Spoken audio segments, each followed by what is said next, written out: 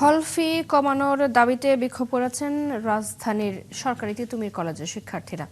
এ সময় তারা কলেজের অধ্যক্ষের পদত্যাগও দাবি করেন। সোমবার রাতে কলেজ ক্যাম্পাসের হল গেটের সামনে বিক্ষোভ কর্মসূচি পালন করেন তারা।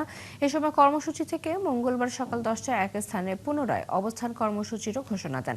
শিক্ষার্থীদের অভিযোগ, হল ফি অন্য কলেজগুলোর তুলনায় প্রায় 2,000 টাকা বেশি নির্ধারণ করা হয়েছে। তারা জানান, আবেদনের পরিপ্রেক্ষিতে 1,000 টাকা ফি কমানোর আশ্বাস দেওয়া হলেও হঠাৎ করে জনপ্রতি 7,800 টাকা হল ফি নির্ধারণ করে নোটিশ দিয়েছে কলেজ প্রশাসন। প্রশাসনের এই সিদ্ধান্তকে প্রহসন আখ্যা দিয়ে শিক্ষার্থীরা নোটিশ প্রত্যাখ্যান করেন। তাদের দাবি, হল ফি কমিয়ে 6,000 টাকা নির্ধারণ করতে হবে। দাবি আদায় না হলে আরও কঠোর আন্দোলনের কর্মসূচি দেওয়ার হুঁশিয়ারও দেন তারা।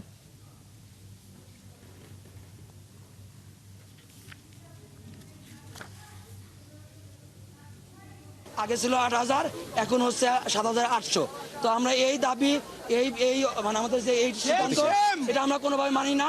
আমরা সহ তিতুমিরের সাধারণ শিক্ষার্থী সহ আমরা এই দাবি, এই বিজ্ঞপ্তি প্রত্যাখ্যান করলাম। 7 কলেজে যে ক্যাম্পাসগুলো রয়েছে সেইটায় আমাদের 6,000 টাকা করে সর্বোচ্চ হল ফি 6,000। ধারাবাহিকতা তিতুমিরে কি এমন আমাদেরকে সার্ভিস দিয়ে থাকে যেটাতে আমাদের 8,000 টাকা দিতে হবে।